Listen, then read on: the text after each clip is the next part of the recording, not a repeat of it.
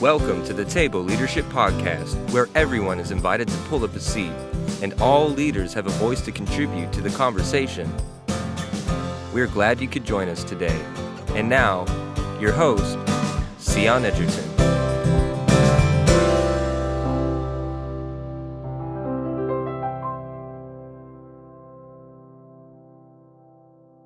Well, welcome back, everyone, to the Table Leadership Podcast. So glad to have you guys with us after our summer Sabbath.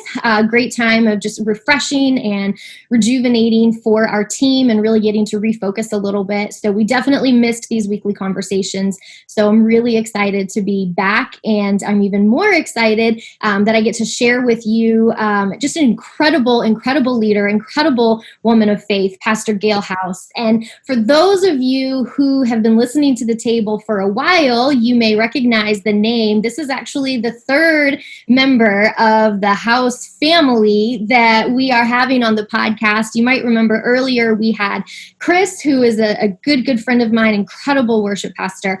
We had Chris on way back in, I think, January or February. And then not long after that, we had his wife, Shanika, on. And so now we have Chris's mom. And I'm just so excited. A family that has an incredible legacy of not only faith, but also kingdom-focused leadership. And so I'm just excited to get to feature her voice and her life with you guys today. And so, Gail, welcome. Thank you so much for coming to be on the table. Thank you so much, Cyon, and it's a pleasure to be here. Wonderful to have been invited. I feel like I'm special because our family has been featured at your table. This is really great. I really appreciate the opportunity to be here with you. Yeah, absolutely. We're excited. And so tell us a little bit about you, just kind of where you are, who you are, what you do, what your experience has been, so that our listeners can get to know you a little bit better. Okay. All right. I am a retired educator. I was a special ed teacher for 17 years, elementary guidance counselor for 10, school administrator for 10. I retired after 37 years in education in 2009. After that, I was going to just work in ministry with my husband at the time, who founded our church. But God took him to be with him in 2010. So 2010, I became the pastor of the church. So I am now the pastor of the church that he founded 31 years ago. And I'm in my 10th year as pastor. So I have brought all of my prerequisites of special ed teacher, counseling, school administration. I said, God, did it really take you 37 years to prepare me for my real job? I guess so. And I'm enjoying it. God has blessed me to really be at such a time as this. And I really think I am purposed to be here at this time. So I'm just really thankful. Of course, I am the mom of Christopher House, my only begotten son. And Shanika, my daughter, who he is married to, and my two beautiful grandchildren, Reagan Lee and Ryan Elise. And I'm just excited to be in this time with them in order to see them grow and to see all of us grow in ministry. So it's been great. Yeah, and I do have to say, and I know I said this when I had Chris on, and I said it when I had Nika on, but honestly, they are the most adorable babies. Both of them are. They are so cute. They got such good genes, and they just got blessed with cuteness. Yeah. They're awesome babies. They're so much fun. I had such a blast with Reagan at whose wedding were we at? Brian Tamara's wedding. And oh my gosh, we were dancing and laughing and so much fun. Anyways, I could talk about your grandbabies all day, but and hearing kind of your background, I actually have a couple questions about that I'm going to put a pin in, and we'll come back to that in a second, because I think just your transition vocationally of where the Lord brought you through education, and then all of a sudden to not even be planning to go into full-time ministry, but to all of a sudden become the pastor of the church that your husband started. There's just a whole lot of stuff in there that we can talk about. But what I want to start by asking you, and this is something that we ask everybody, because this is the table, and my heart really is just to gather people, to feed people's bodies, to feed people's spiritually, to feed leaders, and to just nourish and raise people up. And so if you and I, if it wasn't COVID, first of all, and we could actually get together, and if we weren't on opposite sides of the country, and we were gathering a group of leaders around a table to invest in them, what would you be feeding us?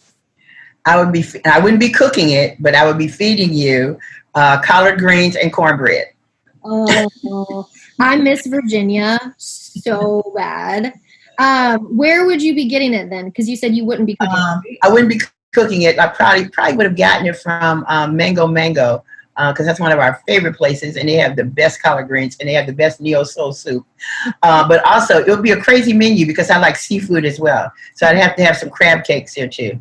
And maybe some snow crab legs. And I know that's a bad combination, but those are my favorite foods. So we probably wouldn't be eating it during the meeting because it would be too messy, but that's what we'd have. Cornbread, collard greens, crab cakes, and snow crab legs. And crab legs. I love it. That's awesome. And it's so funny, too. Anyone that's been listening for a long time, we talked about Mango Mango with Shanika and of course, I mean, you know, that's what they said was, we'd go to Mango Mango. And so I'm sure people are just wondering what is up with this place. But I'm telling you, those of you who are not native to the 757 area, if you ever find yourself there, there is a reason that this is now my third guest who has brought up Mango Mango, because it truly is amazing. Wow. It is. Have you had there, I think they call it the Hampton Bend? That's it. That's the Hampton with the crab cake. Yeah. It's like eggs Benedict, but then they put the crab cake on it. Yeah. They do the best shrimp and grits too. Delicious. And the neo-soul soup is, to die for. Yes. Yes. They have a crab, I think it's a crab and lobster lasagna. Oh, I haven't had that. That was new, I think, this season. Yeah. Nice. I can't wait to come back and visit again. Are they even open right now? Are they doing like pickup or how's that? Yeah, they're open. They did a carry out for a long time. And then now I think it's limited seating. Yeah, they do have, they're open. Okay, awesome. Good to know. Next time I'm back in the 757, man. Okay, so now that we have full bellies, full of cornbread and collard greens and crab legs, what is it that you feel like you bring to the leadership table? Okay. Cyon, I think I bring, in fact, I bring authenticity as a leader. I am who I am all the time. I am very intentional about making sure that I am the person that God has purposed me to be, and I am authentic in that. I don't waver from that. Along with that, my intention is always to empower others, and in that empowerment, to expect accountability. So I demonstrate that in my attitude, in my feelings, and I also bring a positive energy to leadership. I look at things very positively. I'm very content in knowing that whatever God has purposed, whatever He's allowing, whatever He's doing, that's what He's doing. And it's my job to do what I need to do as a leader, not only for myself personally, but for those in which I lead. I've been in a leadership capacity, I feel like, all my life. I was told that even as a child. I'm an only child. And Chris is an only child as well. Ironically, my parents were married 7 years before I was born. I was married 7 years before Chris was born. I don't know if that's significant or not, but it's always been, that's a part of something that I share. And I was always the leader in preschool, in elementary school. I was the person that not really taking charge, but being able to be in charge without making others feel like they were not acceptable. So I've had that leadership ability. And so I grew up knowing that I had that attribute, and that was a part of what I was going to be. Didn't know in what capacity or career, but I always enjoyed teaching, always enjoyed learning. And wherever I am, I seem to take somewhat of a leadership role. And because of my authenticity, I am who I am all the time. You don't have to, the kids say, you never have to guess Miss House, because you know what she's thinking, she's going to tell you. And I'm going to tell you in love, and hope that helps you. And that gives you an area and character building that you can just thrive on, that you can be proud of, and just be yourself. And that positive energy that I bring, it's like, hey, we're going to do this. We're going to make it work. We're going to plan it. If things don't go well, we're going to take a U-turn or maybe just change it a little bit. But we're going to make this happen. If this is the plan and this is the purpose, we're going to bring that positivity. So I try to maintain that kind of environment so that those negative spirits and those negative attitudes don't have a time to come in and disintegrate whatever environment that I'm in. So I like to have the positive attitude in that environment and my genuine authenticity. I think I bring that to the table. So I'm curious, because I love the authenticity piece. Do you feel like that is something that has just kind of always naturally been a strength of yours, or has that authenticity really developed with maturity? I think a part of both. I was always made to I grew up with my mom. My father died when I was 3 years old. So I grew up with a single mom for a long time before she remarried, a very strong grandmother, and a very strong great-grandmother. And character and authenticity was something that was a part of what we did. It's who you are. You never fake, you never pretend, you do everything in love, but you make sure it's real and it's genuine. So it's a combination of both. I was in that type of environment, and as I grew and got in situations and environment where I became the leader, it was very important to me to be authentic in whatever I was doing. An example of that, Cyon, when I was interviewed for to be an assistant principal, I had been a counselor for 10 years, and I was interviewed to be an assistant principal. And at the end, they asked you, is there anything you want to share with us? Anything that we haven't asked you? And my statement to them was, I am a team player, and I'm not a game player. I needed them to know that I was not going to play games of any sort. I wasn't going to be part of the political troubleshooting, any of that. And I said, I'm very comfortable being a counselor. I was an elementary school counselor. I'm very comfortable doing that. And I could retire doing that. So I'm going to be who I am. I will do that position in the best of my ability, but I'm not going to play any games with anyone in the system. So I just put it out there on the table. So I think I've gone stronger in that character as I've matured and grown older as well.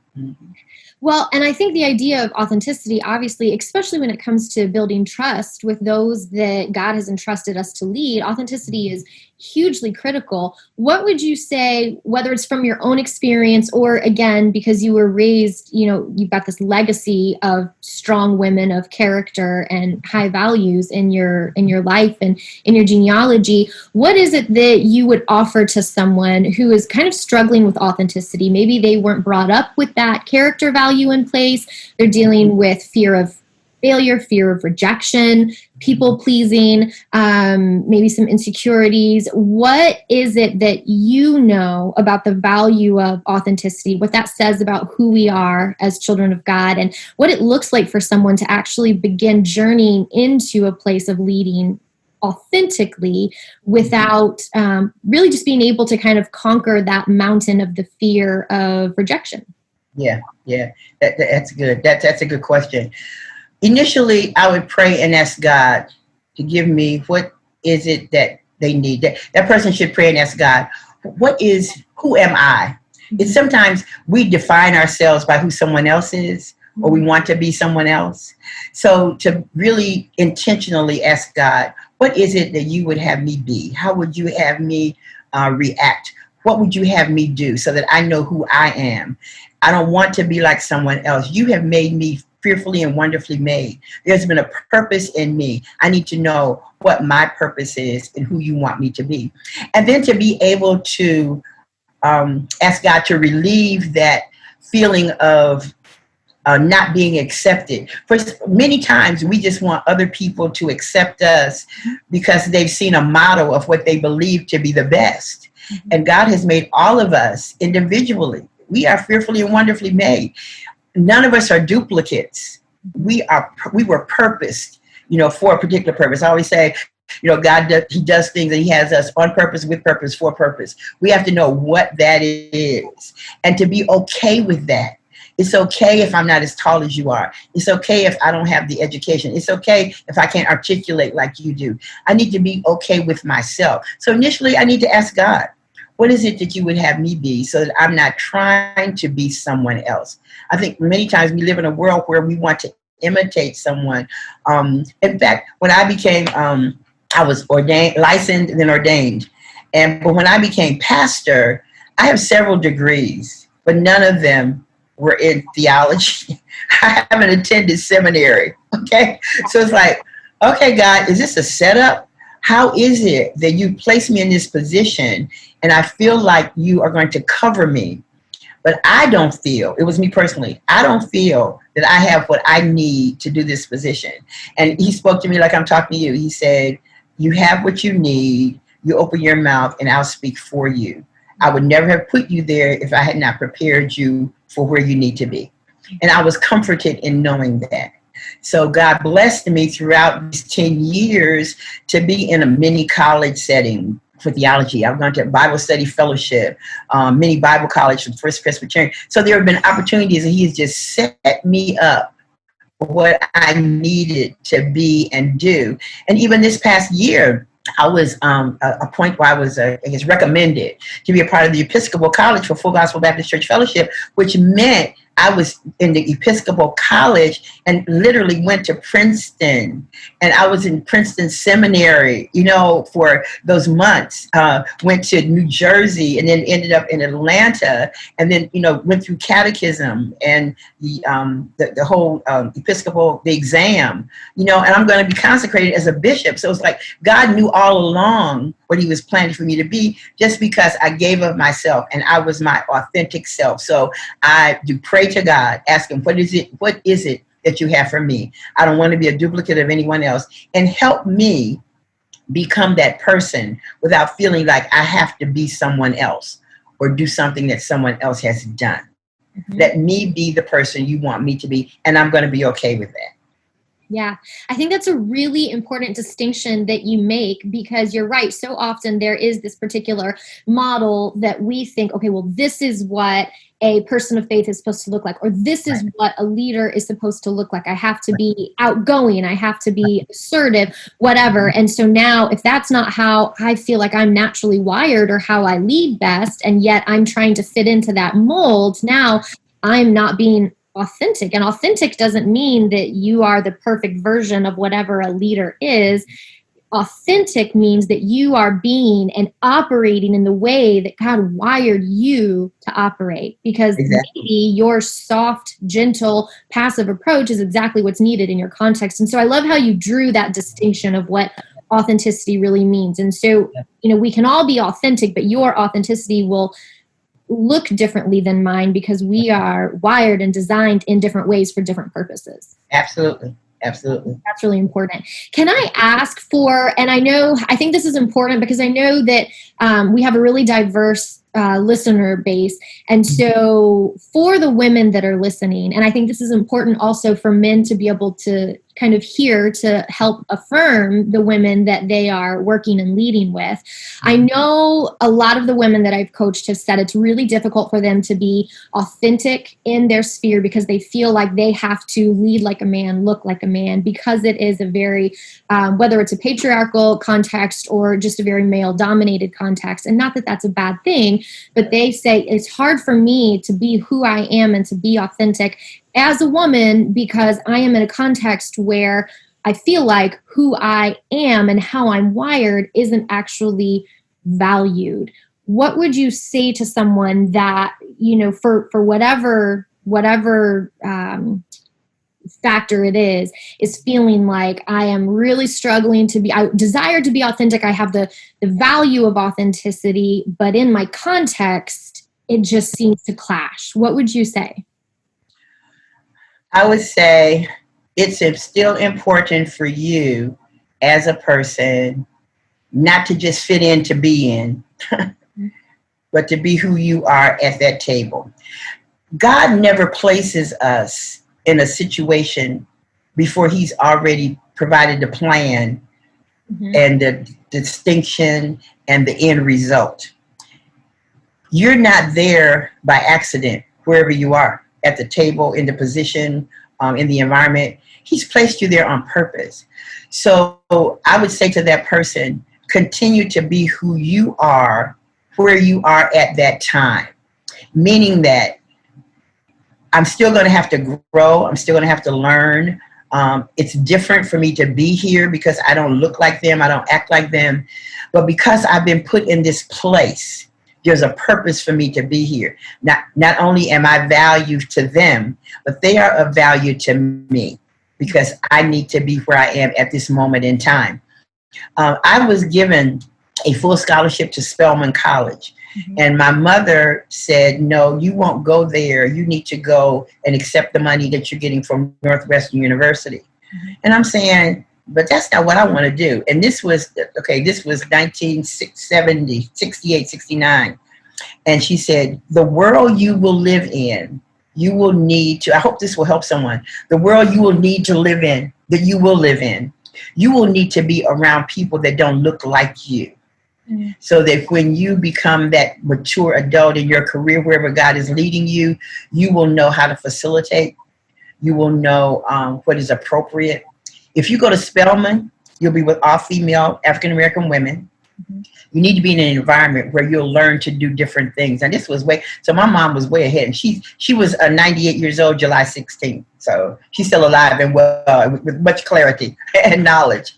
And so I use it as an example to say, I went to Northwestern University, and I was at that time, they would call basically the token. I was very few African-American females in special education, very few. And so we gathered together in the education department. We were there together, and we stood out, but we stood out with pride and with a knowledge that we were there on purpose to make change. And it was difficult. Because we're as African Americans, I can tell you, as an African American female, I was literally taught to, you got to be 250% better than your white counterpart. Okay, I mean that's the reality of it. So I was a great student, but I maintained that intentionally to know that I'm at this table, I'm at this university, and I'm going to be what God wants me to be here. But I had a strong faith. And that's another part of it. You have to have a strong faith and relationship with Christ to know that he has laid the foundation for you to be where you are. So take it and run with it. He will never, ever set you up. That's what I love about him. He will never set you up for failure. Yeah. He already knows the end result. So be there, be confident and intentional about maintaining your relationship with a Savior who is going to provide your every need. That's so good. I want to ask you, I want to go back to talking a little bit about your background, because as I mentioned to you before, we have a diverse listener base, and we have people who are not just faith leaders, so people who are in vocational ministry within the church or parachurch organizations, but we also have leaders of faith who are people of faith who are leading in a variety of contexts, the marketplace, government, lots of different spheres. And, they're kind of looking at like, what does it look like for me to lead and to steward this platform and influence that God has given me really well, especially as a person of faith. And so I think what's interesting is that you have been in both. When you were in the education system, obviously you were in the marketplace. And so you were and obviously I know that you have a lifelong journey with the Lord. And so you were a person of faith at that time, leading in a non-church context. And then all of a sudden you were thrown into an actual faith leader context where you are pastoring a church. And so can you talk a little bit about what it looks like to lead as a person of faith in both of those settings? What are the benefits of each? What are the challenges of each? And just what has your experience been as a person of faith leading both in the marketplace and in ministry? Okay. It's interesting. That's a great question. When I came to Virginia in 1979, I was a special ed teacher, and I had a young lady who was in my classroom with me. She was my teacher assistant. Well, in New Jersey, we didn't have teacher assistants, so I did everything. So when I came, she met me that first day. I said, okay, so what do you do? She says, I do whatever you ask me to do. I said, okay, I'm not used to having a support system like this. And so we grew together, and I use her as an example because I was in the marketplace, but I wasn't the pastor preacher. In fact, I wasn't even ordained or licensed at the time. But my behaviors and my reactions to things demonstrated to her what a Christ-like person would be. She never, I invited her to church, invited her to things that we did, but I never, ever even invited her to know Christ. Not that I can think about it. I never even offered her salvation. I was just loving. I built a relationship with her. And long story short, 20 years later, she joined my church. So 79, I meet her. 1999, she joins our church. And she said in her testimony, you never forced your Jesus on me, but I watched you and how you reacted and what you did and how you articulated and what you said, how you focused with people, how you interacted with people. So I say that to say I was in the marketplace, my light was shining without carrying a Bible, without wearing a cross, without having it across my forehead. My behavior, my attitude, my positive spirit, that energy that I say that I bring, it eluded from anything that I did. So people saw that in me. So when I became the pastor of the church, it was like I had to lead people into that so I could freely offer my gifts to them. Now, when I became a school administrator, I probably broke some rules, I guess, because when I became the principal of the school, the first day of school, when the teachers come back in, I said, I'm not sure if this is going to be offensive to anyone, but we need to come together in circle and we need to pray. Because I have to ask God to lead us throughout what we're about to do, and he's going to guide us. Now, mind you, my husband and I had already gone around the school. We'd already anointed the doors and all that. We did that before they came. And I said, my prayer is that you will not be offended. But if you need to share the information with someone, feel free to do that. I just told him because I need to do this not only for myself, but for us. So every year, I was a principal for 7 years, and the first day, we gathered in a circle in the cafeteria, and we prayed and asked God to give us strength, endurance, that we would be the best we could for all of our teachers, to bless our community, to bless our school, our children, the buses, that we would be covered by the blood of Jesus. And it was amazing. The very first time I did it, it was like there was this freedom that came over everyone in that cafeteria. They said, we have never experienced anything like this at all. So, and I was reluctant, but the Holy Spirit said, no, you do this. So I was led by the Holy Spirit. And from that on, we had a wonderful school environment. The dynamics of that building were astronomical. We were, at that time, you had to make AYP, annual yearly products. You had to pass the SOL. So we were on top of all of that. We had a low suspension rate. It was phenomenal how God provided and protected us. So from being in the marketplace, being a leader of faith, demonstrating that throughout the career, becoming an administrator, then becoming a pastor, ordained minister, then becoming a pastor. It was like God gave me the opportunity to let my light shine in both places without having the title or anything. So it's amazing how you can be in the marketplace. Let your light shine before men that they can see. Just demonstrate the love. Yeah. Being authentic to who you're supposed to be. Yeah. Authentic servant. Yeah. I love it. I would have loved to have worked at your school. I used to be in education too. I don't know if you know that. I was a public educator before I went into ministry, and actually went kicking and screaming a little bit. Loved public education. When we got to Hampton, actually, when we moved in 2010, I had applied for all sorts of different jobs. I actually got offered a job at Hampton High School, and the Lord said, nope, turn it down. And it was a very kind of slow step-by-step journey that then actually took me into ministry and then getting ordained and leading and pastoring at Freedom Life. And I really fought it at first for a number of different reasons. One, because this was not my plan. This was not what I expected. This is not what I intended for my life. Also, I am the most unqualified person for this. I haven't been to seminary. I don't know anything about formal leadership. I'm a classroom teacher. I had all sorts of questions. I was really fighting it. I was unsure about the whole thing. I had all sorts of different reasons why this cannot be your plan. This cannot be what you're asking of me. And I had to work through all of that because I knew what God was calling me to. And I'm just curious about your experience with that journey when the time came that you were actually stepping into not just ministry, but actually leading the church after your husband went home. What did that look like for you, and how did you journey through that transition? Because I know not all, but a good number of our listener base are also in coaching groups that I have. And so I know that we have some listeners who are kind of in that place of saying, look, God is calling me in a completely different direction. And I know especially a lot of that frustration can be, well, did I just waste the first half of my life? Did I not hear you right? I mean, I went and paid for a college degree in this thing, and I spent the past 10 years in this career career field. And now this is what you're asking me to do. And I am just really confused and unsure. And so as someone who has been in that place, how would you kind of counsel someone through that? Yeah, that's really interesting, because that's exactly where I was. Like I said, God, did it really take me 37 years to prepare me for my real job?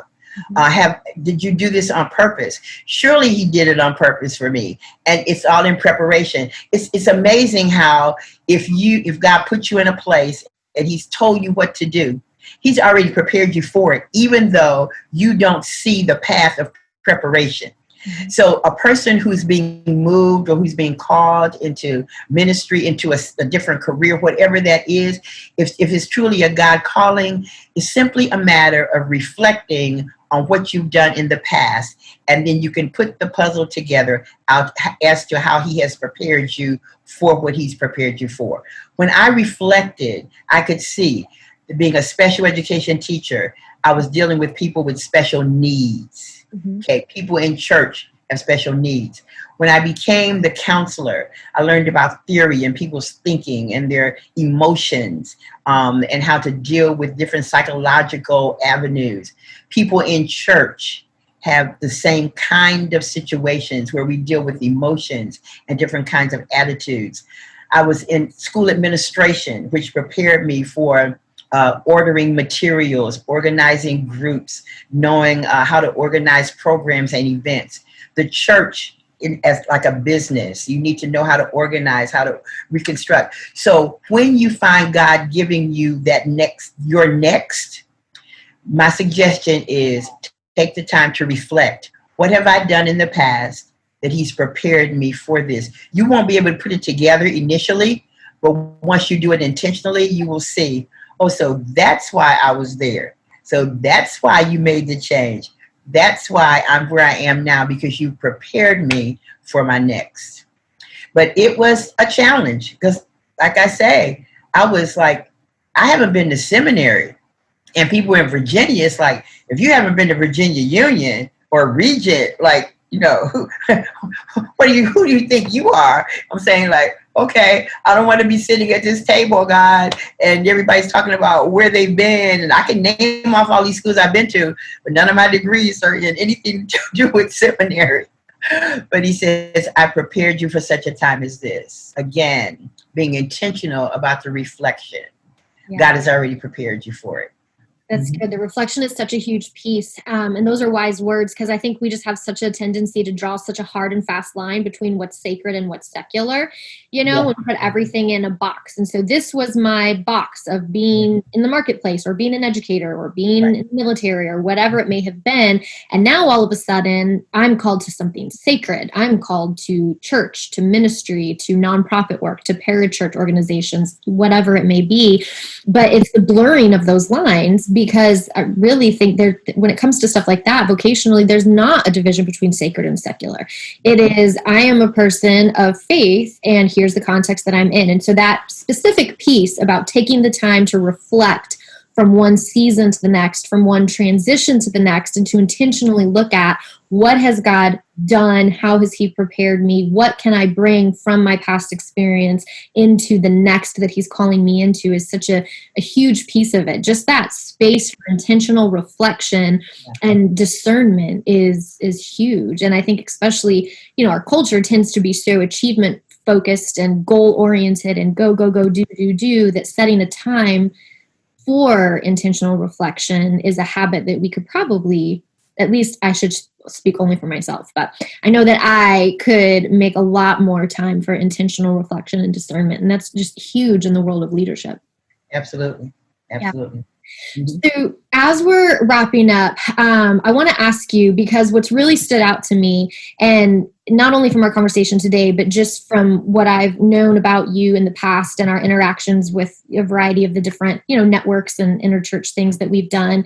And of course, knowing Chris and Shanika, and obviously you have raised Chris and influenced Shanika. And I see their faith. I see the way that it's lived out. Everything that we've talked about today, it keeps coming back to ask the Lord, ask the Lord, ask the Lord, listen to the Lord. And there's all sorts of different, leadership concepts and and theories and tools that we could talk about. But what it really comes down to, what I'm hearing from you, is it comes down to a deeply personal, intimate relationship with the Lord, where you are regularly seeking his face and hearing from him. And for those of us who are in any position of leadership, especially those of us who feel even somewhat qualified for what we do, it's really easy to lean on our own strengths and our own gifts, whether that's strategy or management or whatever that may be. And what I want to ask you, especially as someone who is incredibly mature in their faith, are what are some of the regular practices that you commit to, that you find absolutely non-negotiable, to build that relationship with the Lord, so that your answer to everything ends up being, take it to the Lord and see what he has to say? What does that look like in practice for you? And how can you encourage some of our listeners to really deepen and strengthen their own relationship with the Lord for that purpose? Good. That's good. I found myself being very busy. And being busy, I have, as a teacher, you have acronyms for everything. Mm-hmm. But to me, it meant bound under Satan's yoke. Mm-hmm. I was busy doing a lot of things. And after I became the pastor of the church. It was after I became pastor. God said to me, "You've been doing a lot of work for me. I need you to spend more time with me." Mm-hmm. So that's the nugget that I want to leave with the person. So what I do is every day, it never fails. Every day I get up, the very first thing I do is to thank God for him allowing me to wake up. I might do that lying in the bed. I might do that on my knees. I might go into my office to do that. But that's not negotiable. It's not negotiable. I set my alarm so that I'm getting up at least by 6 o'clock a.m. And I might get up and go back to bed, depending on what my schedule is. Mm-hmm. But I will get up and I will spend that time. First, I was timing myself 7 minutes with God. I think I read something somewhere, 7 minutes with God. But that 7 minutes turned into 15. Sometimes it turns into 25 or 30. But I spend time with God intentionally. That has to be a part of your agenda. You cannot start your day. You can't let anything else interrupt that time. So if it means scheduling to make sure you do that. And if I don't do that, the rest of my day it's disjointed. Mm-hmm. So I've learned to do that, but I had to do that. It wasn't an easy thing to do, but I had to intentionally know when he spoke to me and said that you're doing a lot of work for me. I need you to spend more time with me. That was like a command. That was a directive. So I spend that time with him. And then I make it a point to journal. I don't journal every day. I don't journal sometimes every week. But there are times when I'm led to write. Mm-hmm. And so I write down what I hear God saying to me. So that's not something that I do. Like I say, I don't do it every day. It's not something I say, well, everyone needs to journal. Journaling is well, but I only do it when I'm given something to write in my journal. Mm-hmm. And what I write is what God gives me. And then I take the time to reflect during those times that I do every morning to look back at what I've written to see what it is. So my time with God, that's first. Journaling periodically. And the third thing is to go someplace and just be quiet. Mm-hmm. I'll ride down to Buckrow Beach. I'll sit out on my deck. I at least do that at least once a week. Find a time to sit and be quiet without the television, without the cell phone. I mean, you can stay on your cell phone forever. I can get on my cell phone and I'll go through my timeline or Facebook, whatever.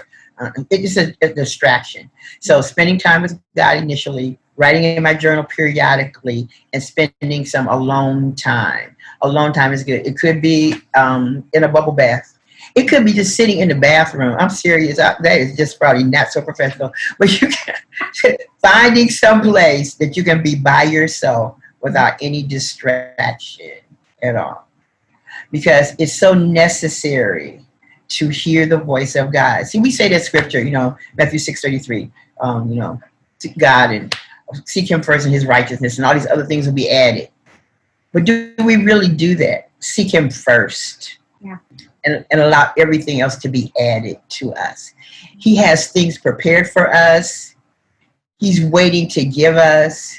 It's like, I know you tell kids to, when they pray, to close their eyes and, bow your heads and close your eyes. I tell people, keep your eyes open and see what God has in store for you. We do that for children because we don't want them to be distracted. But open your eyes and see what God has in store for you so that you can get everything that he has just for you. Because there are gifts that he's given you. And we need to take care of them while we're here on earth and be happy. Be authentic. Be positive. I'm telling you, have that positive energy. Spend that time with God. Yeah. Spend that time alone. Write it out. And you have a better life. And you won't be stressful either. Less stress. Yeah, that's good. That's so good. And I love the simplicity of what you're saying. I think, so often I do it myself. And I talk to so many leaders who they're chasing after all of these big ideas and these big things that they have to do, when what it really comes back to is the simplicity of, are you spending time every day with the Lord? And it's, oh yeah, no, I know. Okay, I know I need that time. But no, are you doing it? Tell me, when was the last time you actually spent even 5 minutes not trying to figure things out or plan and strategize with him, but just being with him? And the amount of times that I have had a leader honestly say to me, okay, well, I know I should be, but it's actually been a while. Well, then we're not talking about anything else. We're not talking about any other strategies. We're not talking about any other steps that you can take until you develop a rhythm for at least a week straight of just spending time with the Lord and listening to what he has to say. And we overlook the easiest and the simplest tool and resource that we have, because it doesn't seem big enough or important enough or grand enough, especially in light of the burden that we feel like we're carrying as leaders and the mantleship of the things that we're leading. But that's really what it comes down to. It is truly as simple as that. And that's where it starts. So, and I really think if I had not done that and had been doing that for such a long period of time already during this pandemic, it would have been extremely stressful and challenging for me, because we had begun to do some things, online or expanding, that kind of thing. But if I hadn't done that, I would not have had the strength or the endurance or the perseverance to be where I am at this point. So I'm so glad that I heard the voice of God and I did seek him first and his righteousness, and all these other things that I didn't know were coming. None of us knew were coming are here. So now I've had time to really do that, because this was this was a year I was going to do. I had all these trips planned. Man, I had cruises. I had something going on every other, seriously. And all of that was like eliminated. Every bit of it was eliminated. And in whatever state I was in, I could be content because I had sought him first. Yeah, that's so good. Well, amen to that. Thank you so much for taking the time to be with us today. It really was an honor to get to share your voice and your wisdom and your story. And I know that it resonated with somebody. And so I just want to say thank you for leading the life of faith and commitment to the Lord that you have, because you truly are not only leaving an incredible legacy within your family and your church, but it is inspiring for those of us who are a generation or so behind you, who get to watch the story and the life of someone who has led by faith. And it's encouraging to me. And so I just so appreciate you being with us. Thank you, Cyon. It was my pleasure. It's been my joy, and glad to see you. You got to come back. I know. I hope I will soon. Definitely.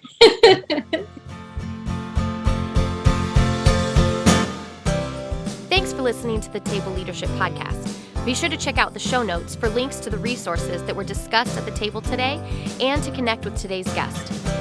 Remember to subscribe to the Table Podcast and follow along on social media at The Table Leadership. Visit thetableleadership.com to learn more about current courses and coaching opportunities. And finally, you can connect with me, your host, at CyonEdgerton.com or on social media at CyonEdgerton. I look forward to the next time that you pull up a seat at the table.